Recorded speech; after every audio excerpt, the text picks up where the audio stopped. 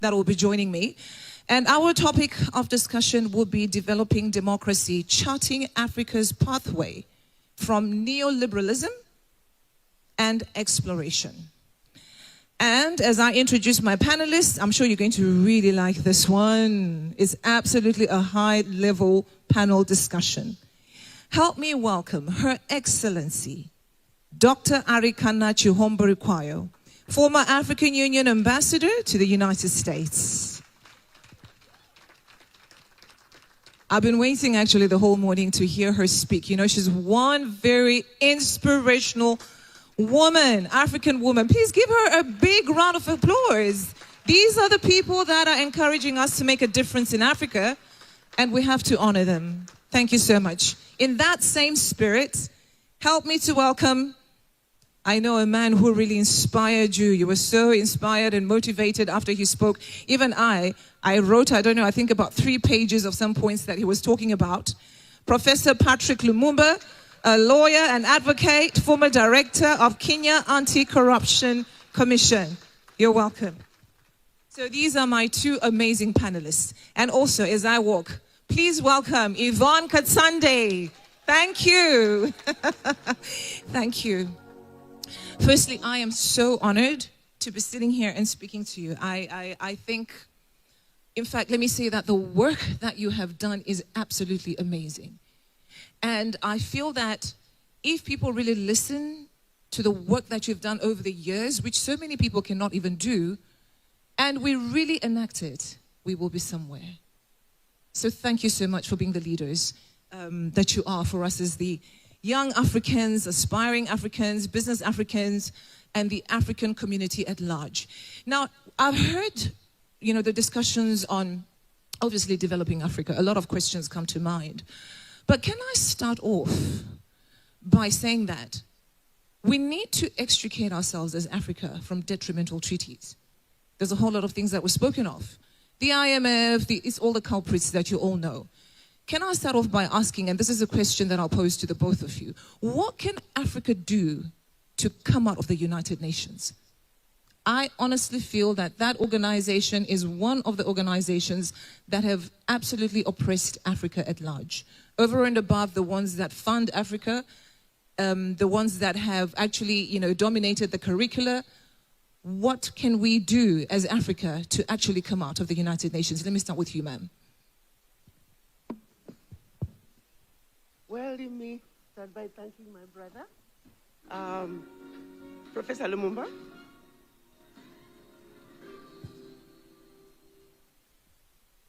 for the wonderful presentation this morning. Truly appreciate it. Also want to thank... Sorry, can I just ask, we have music playing. Is it maybe the sound that needs to be fixed?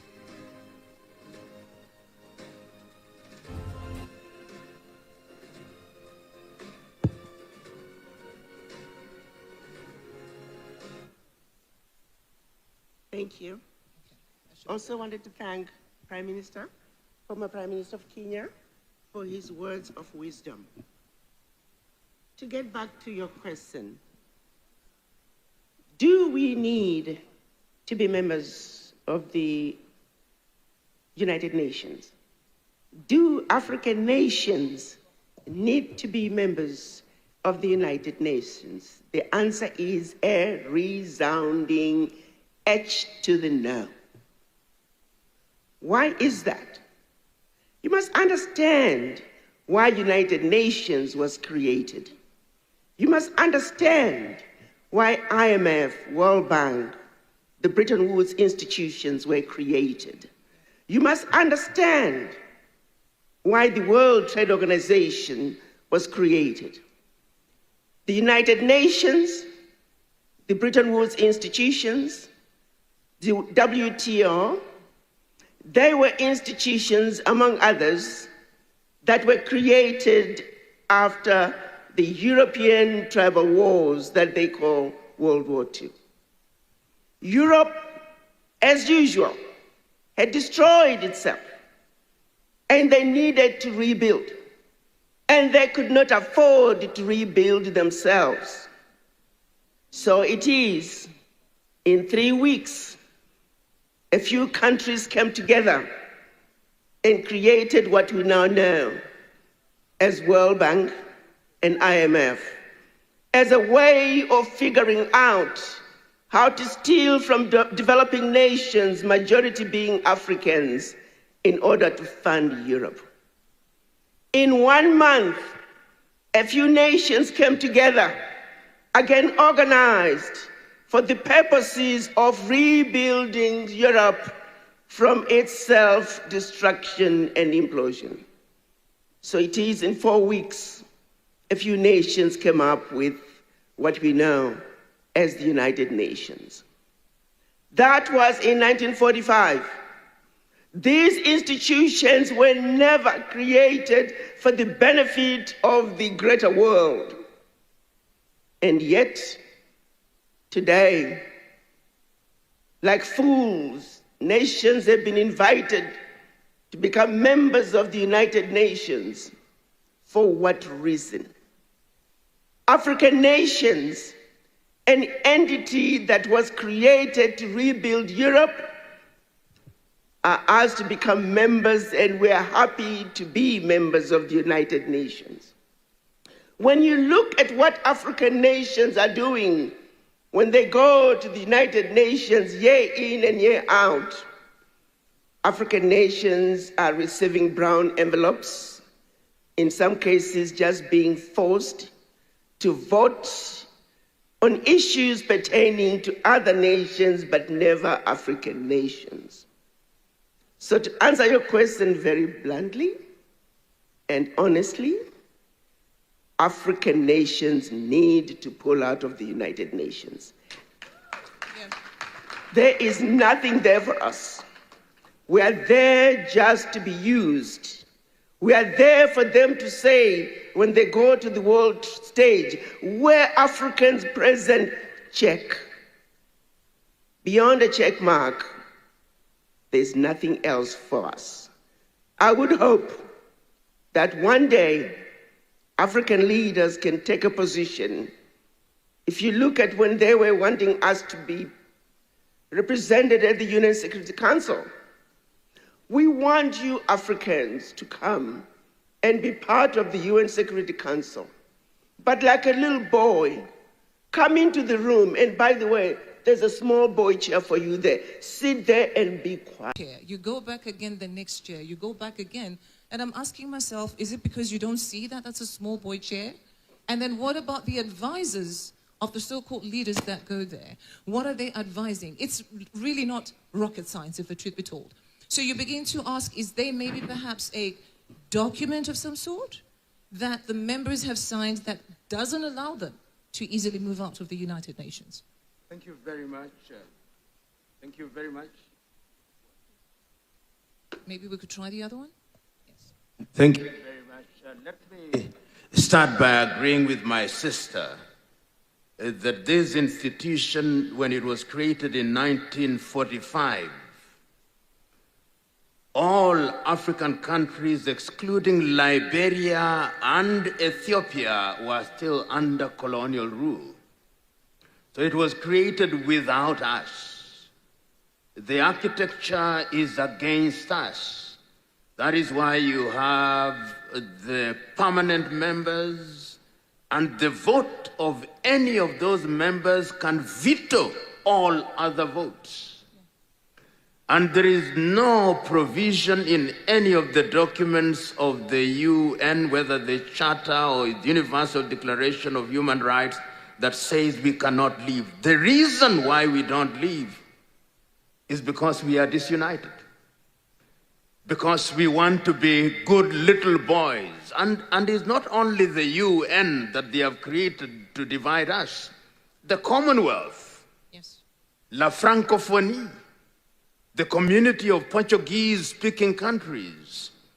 The day we organize ourselves under the aegis of the African Union and we speak with a single voice, that is the day we'll recognize that we don't need some of these bodies which gained their legitimacy by having Africans playing what in English is called the gooseberry. You just sit there for it to be said that you are there. So I can't agree more that the time is now for Africa to rethink her membership in many of these organizations. But that requires unity, coherent, common policy on international relations. And the day we define ourselves, then we'll discover that the world will come for us, however you define the world. Yeah. Thank you. So would you say that, in fact, how did Cold War politics actually influence the evolution of democracy in Africa?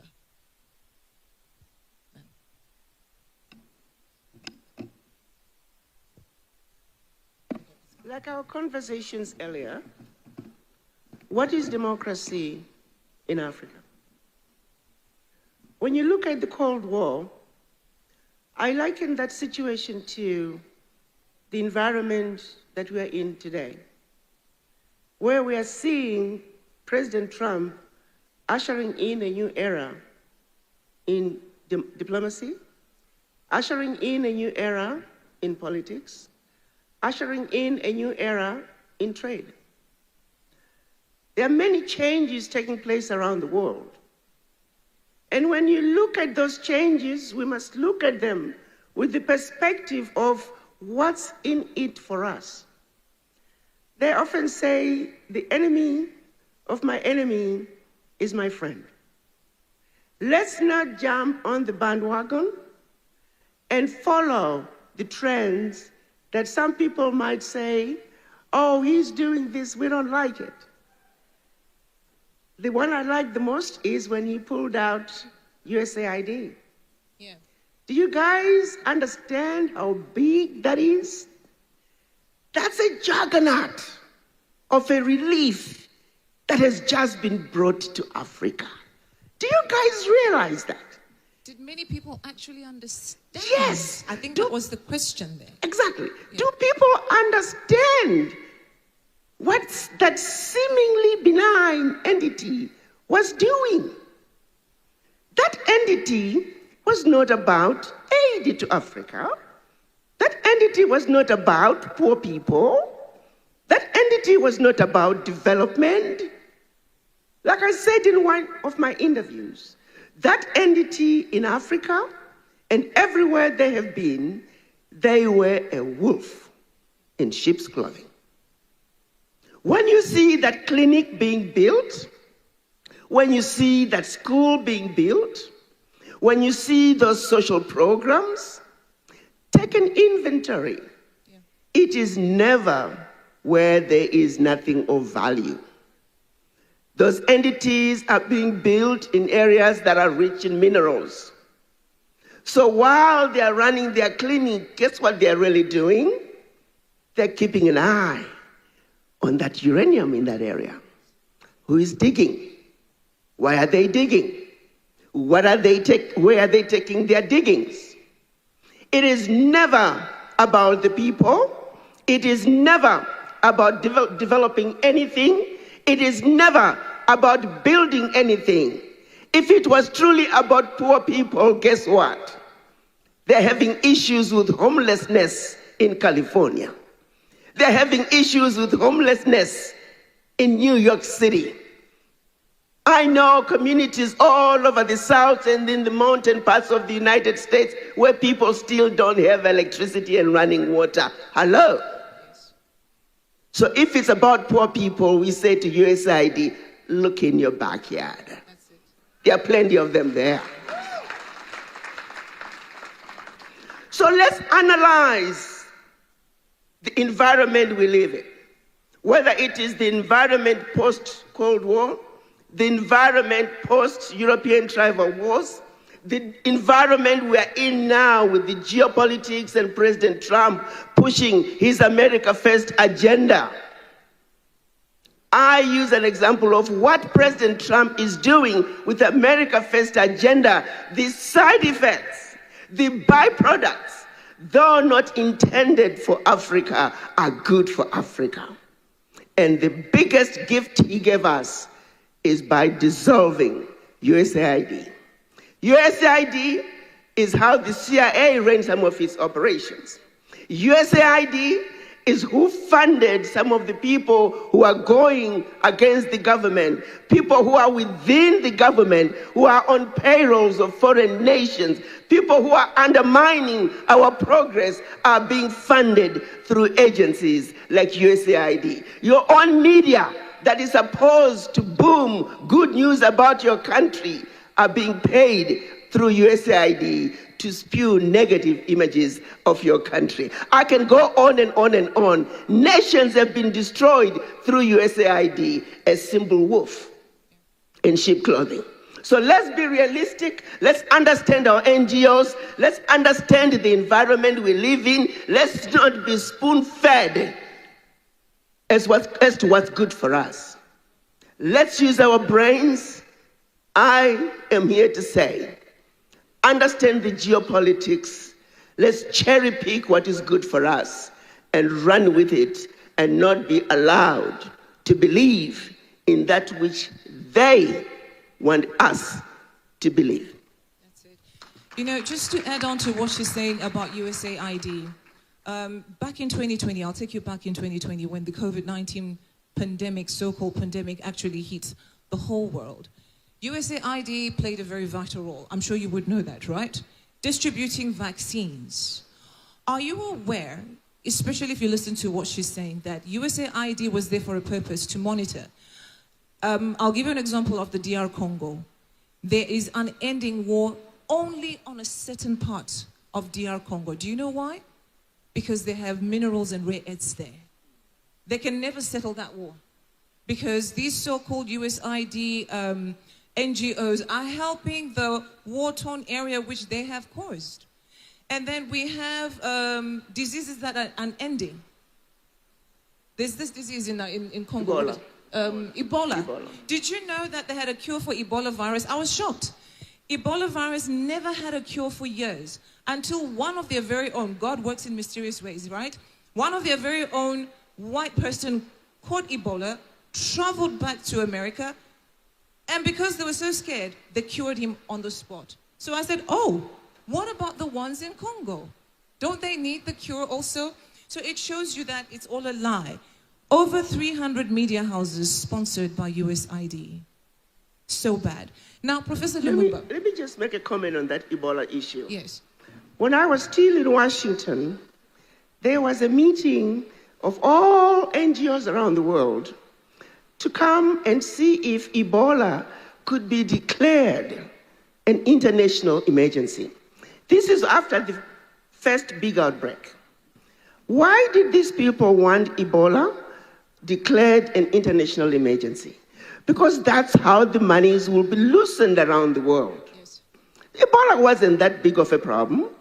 Now, just like COVID. Now, just like COVID. Yeah. Now, this is just me and a few others talking, so don't take it as gospel.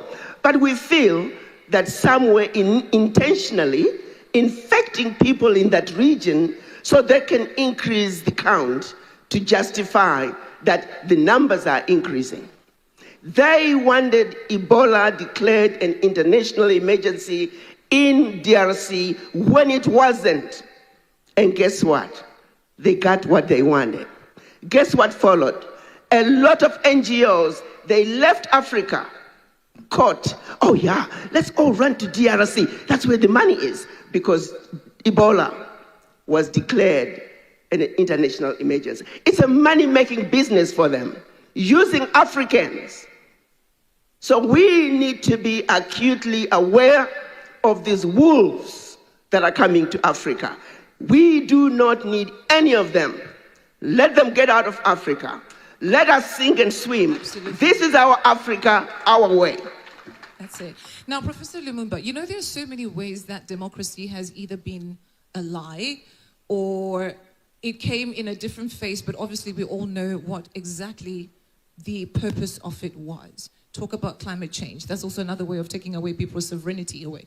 We're talking about health right now. That's also another way of taking people's sovereignty. When we had COVID, we had nations being asked to sign documents to say that no matter what happens, you'll give us your mines, you'll give us your, your sovereign property. And I thought to myself, I thought you said it was a virus. A virus is in the air. So there's so many ways that African freedoms are being taken away from the people.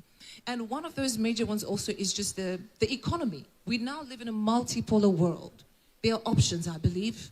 It's no longer unipolar where we had America just demanding and telling us what to do. But we've also got the BRICS nations that have come up where they are offering something different. You can actually choose.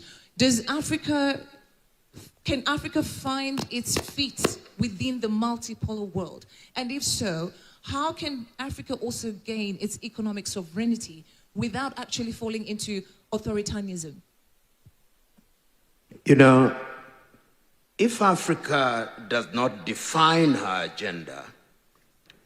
agenda will be defined for her. Look at what is happening now. The government of the United States of America is exporting unwanted criminals to the continent of Africa. And we are receiving them gleefully. I saw some go to Eswatini. Yes. Some will be exported.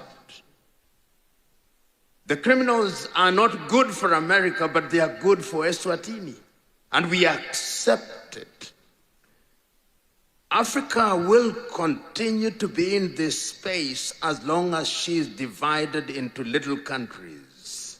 Benin, Eswatini, Lesotho, Cabo Verde, Comoros. We must speak with one voice. One would have thought that one of the ways in which Africa would do this was initially through the regional economic communities. 14 ECOWAS countries, 14 SADC countries, 8 East African Community.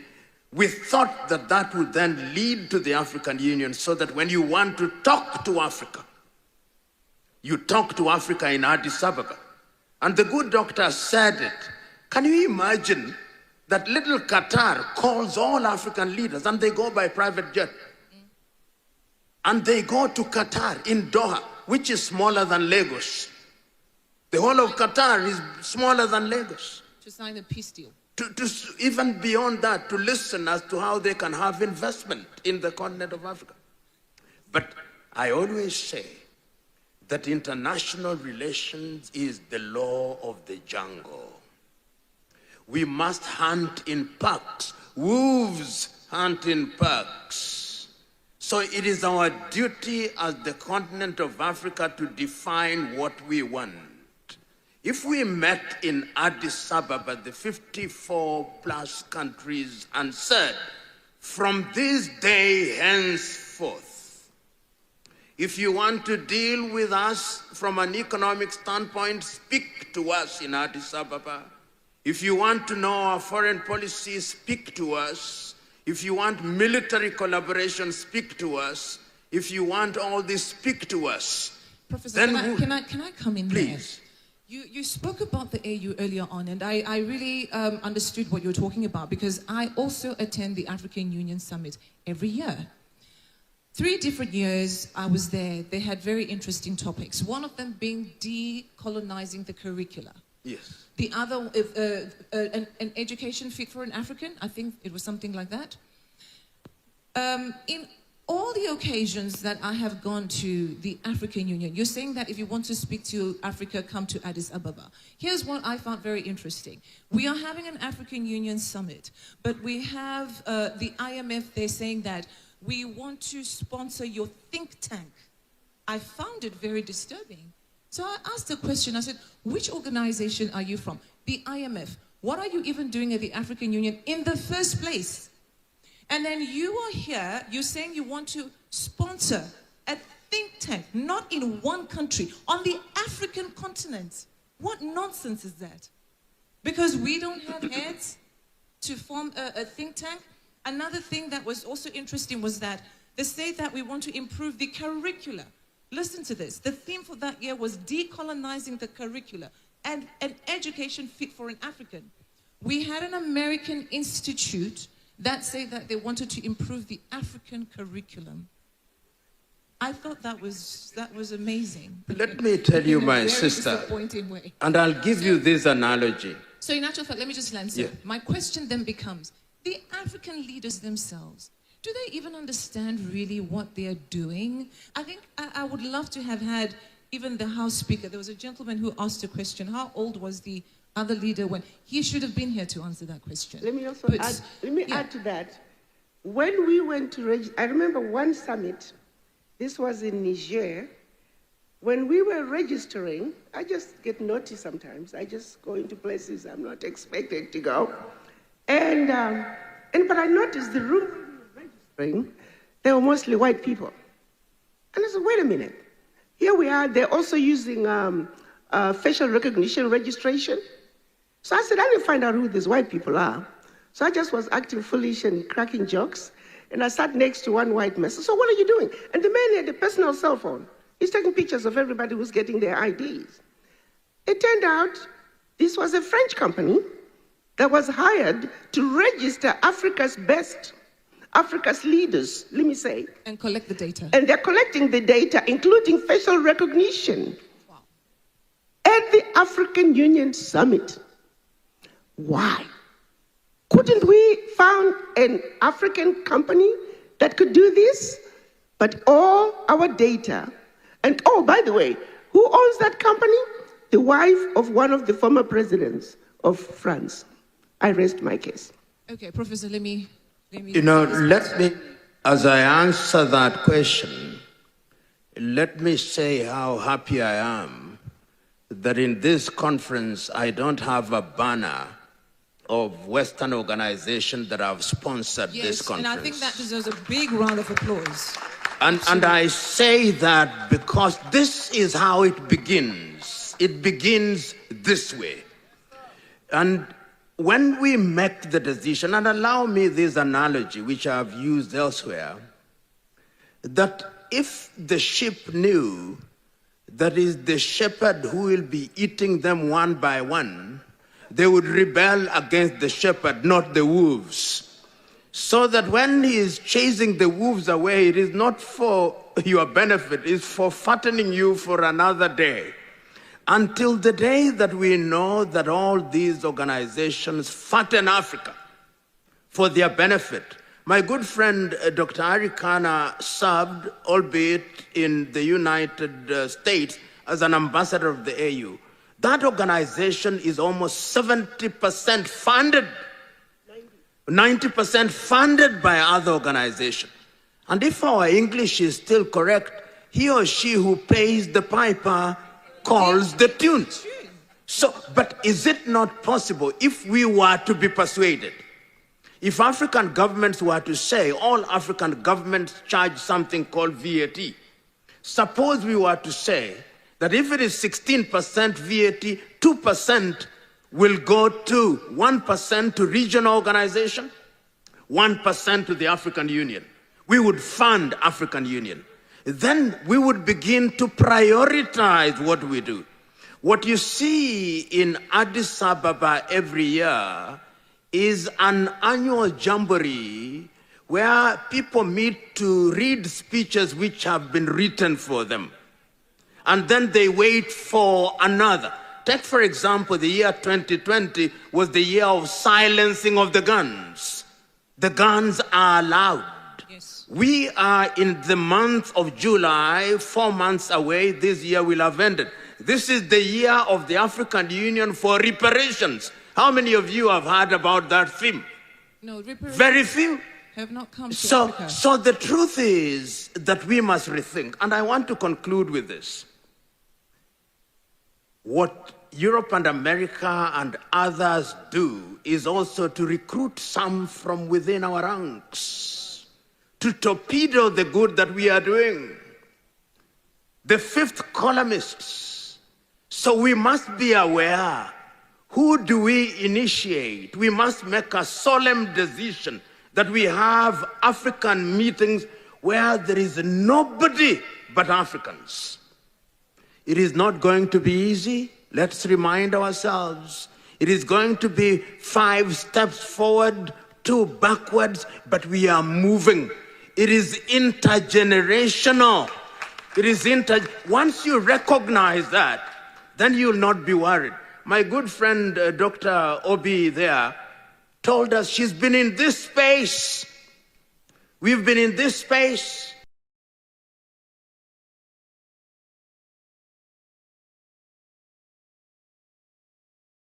The good doctor there have been in this space. Yours is to take over the baton and run your leg. Your children and children's children, it is an intergenerational war and fight. Yeah. But it must be fought and it must be won. And I conclude by saying, when I see us, how did we get to know each other? How did I get to know all this? We are discovering ourselves.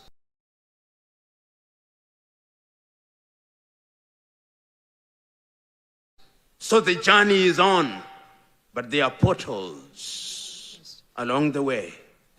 But we must move on. And move on, we will. Okay, you want to add on? All right.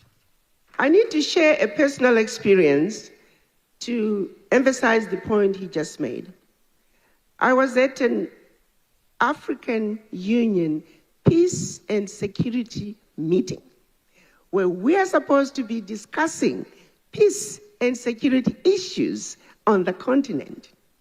So when I walked into the room, I thought to myself, wait a minute, we're talking about peace and security in Africa. What are these people doing here? And so I waited for a chance to sneak in.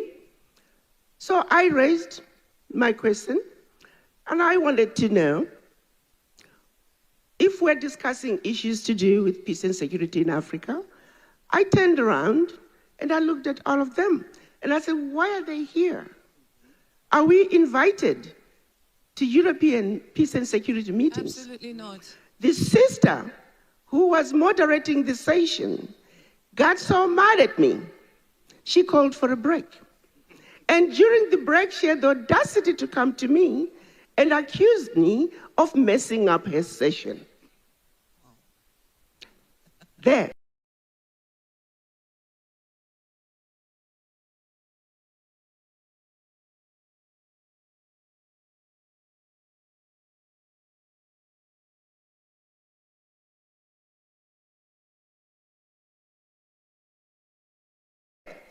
Lies our problem. And the sister happened to be working for the United Nations as a country representative in Kenya. Thank you. The fact that we are waking up to this is also important. Now, I'm just going to do one last round of questions to my panelists.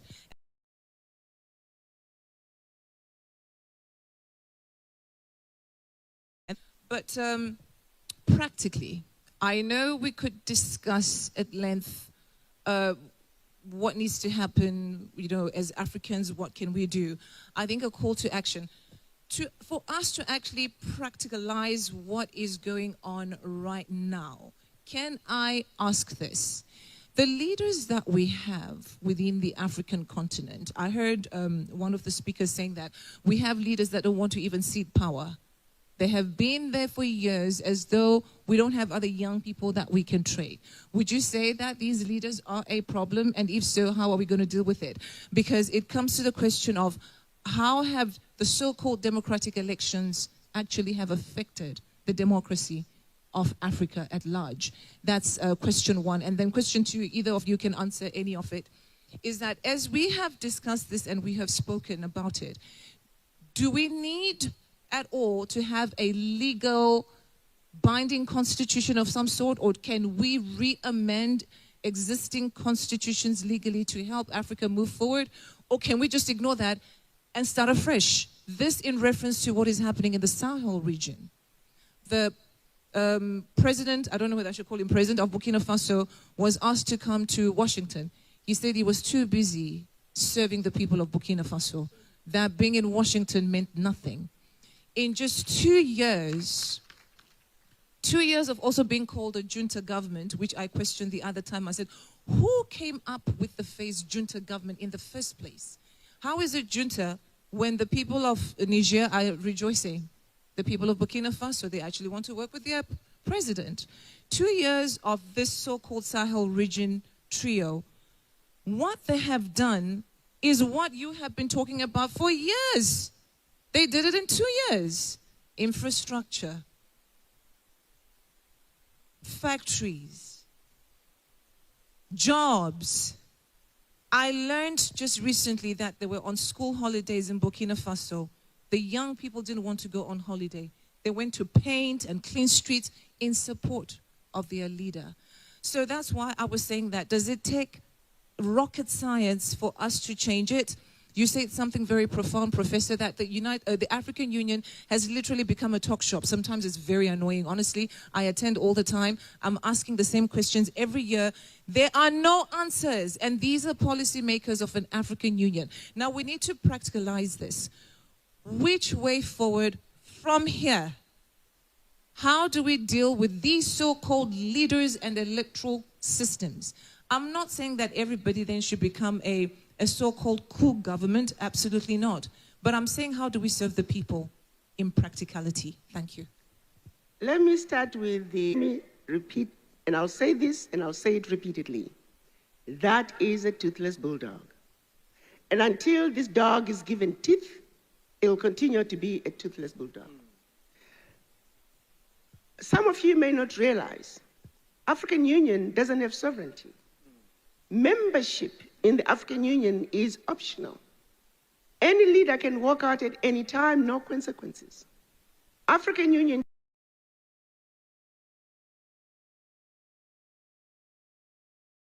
chair, current African Union president, they can't tell any country to do anything. So if the African leaders are truly serious to this toothless bulldog, they must give it teeth. They must give African Union some sort of sovereignty of some sort to where they can actually mandate that certain things be done within the continent. They need to take out Antonio Guterres and stop him from attending those meetings. It could be a starting point. In fact, none of them need to attend the African Union Summit. This is about Africans discussing African issues, our continental agenda, coming up with a true common African position that can be implemented with a pathway.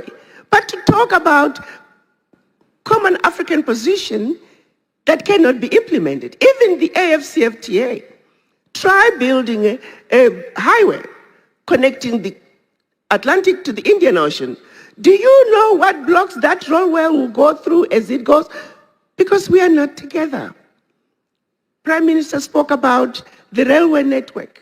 When you see it, it's beautiful. The things that can be done with these railway lines. But what we end up doing is we go to sleep and we dream about those railway lines. And it ends there. Empowering the African Union and give it teeth is what the leaders should do if they mean business. But they don't. Okay, ma'am. So let's agree on that. I'm going to have to ask Professor Lumumba to round off as well. Thank you very much. I agree with you completely. One of the things that is being done from a very practical standpoint, I know there is now a movement which is operating under the African People's Union. And what it wants to do is to bring pressure to bear on Pan-African institutions to begin to take positive action. It is not going to be easy. There is going to be pushback. In the intervening period is to identify what I call coalitions of the willing and start with those coalitions of the willing with a view to planting the seed and watering that seed. It is not going to be easy. I know several years ago I talked to one head of state in East Africa, and after that conversation there is something that was called the fast tracking of East African Federation. Yes. It also was dead on arrival. So we'll do 10 things and we'll succeed on the 10th one. So don't be tired. Don't be tired of asking these questions. I was telling my wife just a few minutes ago that I write to letters, I write to president, and some people ask me, don't you get tired? And I said, I consider myself to be like Paul in the Bible. Did you see the reply of the Galatians to Paul? Yes. There isn't. So I keep on writing, because that is the role that I play. That's it. And when you look at it from that point, you never tire. Of course, as my good friend Madame Obi said, sometimes you feel that it is not worth it. That is when you re-energize yourself. That is when I send Arikana a message. That is when she sends me a message. That is when I send Okorie a message and others within the room. It can be done. Thank you. Maybe just one question. Yes. Yes, let's hear the solution. Solutions is what we're looking for, right? Well, since we have this juggernaut, useless, toothless bulldog that is called the African Union, guess what, guys? We have the Sahel nations. Why can't we start that which we desire to see? A single currency, a single military, a network of railways. Let's take all those things that are in the African Union agenda that cannot be implemented because they are documents sitting in a drawer. Let's implement them in the Sahel nation. We start with 3 African nations. Before you know it, we have a United States of Africa. Yay, wonderful. One question, I think. Am I allowed 1 or 2 questions? 2 questions. So we do male and female, right? Okay, please can we have the roving mic go around? We've got hands here, we've got hands here. Wow, this is very interesting. We've got a lady here, we've got another lady here. So can we maybe start with this one? In the front row. Sorry, sir. In the front row, yeah, you can go. And then we have, wow, we have this gentleman here in the hat. Thank you very much, Your Excellencies. I am so delighted to be in this hall today. And I will be doing myself a disservice to live here without speaking. I want to first of all appreciate this hall. All my life I have worked in the civil society space. I came from Plateau State, where my son, Ambassador Chris, resides. And we have never, ever had a meeting in a room without the white color.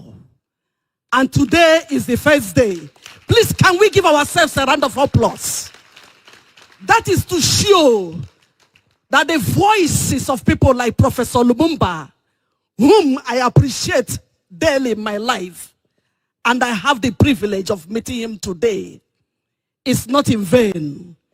It means that we have a pool of African young people whom we have worked with and told that the time is now for you to occupy the space. You are ready to do that. Not minding the answer saga that wanted to stop you. I want on that note to say that we are really talking and talking. I was in African Union building and I was very glad. And I say, oh, this is the first time that my continent is doing a great thing by building a magnificent building for Africa. And somebody said, Justina, stop. Built by the Chinese. This building was not given by Africans. It was donated to us by Chinese. Yeah. That means what Her Royal Highness and the Prof has said. I saw myself that we don't have secrets. They instituted every cable in that building. Yes. It means that every discussions that goes on, despite the fact that the half of the houses, the half of the building are whites. Every of our communications, there are gadgets there that gets back to every part of the world. Who has done this to us? Who has bewitched Africa? How do we move from this step to another step? How do we reclaim our continent? I was in Niger. I'm doing a project in Niger since after the coup d'etat, just to make sure, just like my mentor, Mrs. Enobi, said, our women all over the world, wherever we go, women are represented. And we wanted to make sure that women are fine. And at the airport, I was arrested. And I was very happy. I told them that this is why I'm here. Because I am the womb of Africa. And as a womb of Africa, I will stand my feet to make sure that I raise my voice, that at the end of the day, no matter what our leaders have done, if our leaders, because they were telling me that our leaders in Nigeria did not support them. And I said I am not here to represent the voices of the leaders. I am here to represent the voices of the womb of Africa. Ma'am, can we And just because give you of 10 that, more seconds? Africa must stand firm. 10 more What seconds. am I trying to arrive at? Yes. I am trying to arrive at the point that except we do what Professor Lumumba have said, speaking in one voice, getting united, and I am very happy that the people of Sahel, which is Niger, Mali, and Burkina Faso, are saying, as far as they are concerned, democracy is about putting food in their table. And I want to say, except all the African leaders will speak with that one voice, we will sit here and start over again. Thank you very much for the opportunity. You. We have a gentleman there with a question.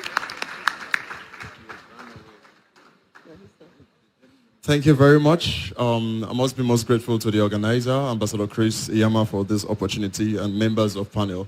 Thank you so much, Prof, for those insights, and Madam, for what you have shared. I get very challenged. Now, first and foremost, I work among the students. I'm a lecturer for students, and I'm inspired to cause a change among students. But we meet some structural challenges and some behavioral challenges.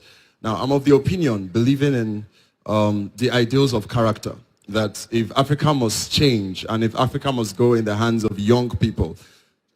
Okay, thank you. Apologies, sir. If Africa must be led by young people, there must be some evidence of strong character, you know, because of what we have suffered in the past. And like was rightly opined, some of the people who we, in quotes, accuse of this wrong leadership were once in their youth.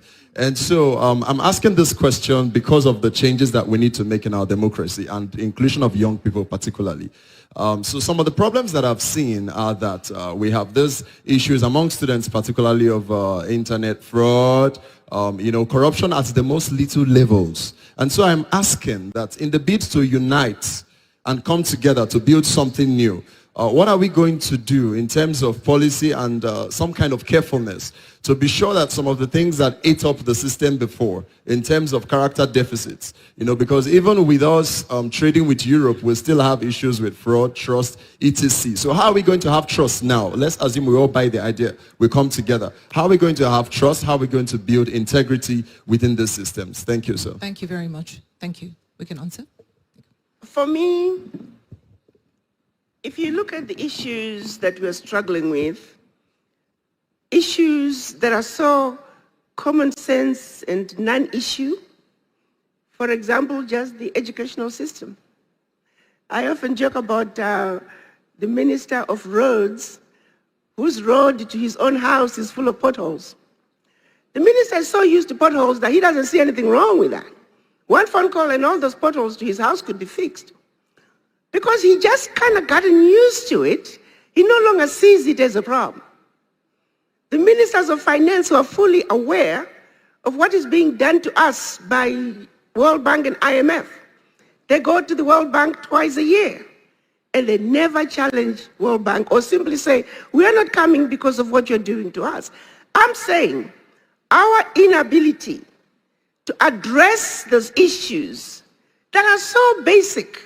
One meeting in Parliament and it's done. Why are we incapable of doing that? It goes down to the mind. We were destroyed where it matters the most. Each and every one of us must look at image in the mirror. Are you colonized? Why do you think the way you do? Do you understand the systems, the processes that were put in place to colonize you, to twist your mind? Something as simple as the color of your skin. I like to say we should refuse to be called black.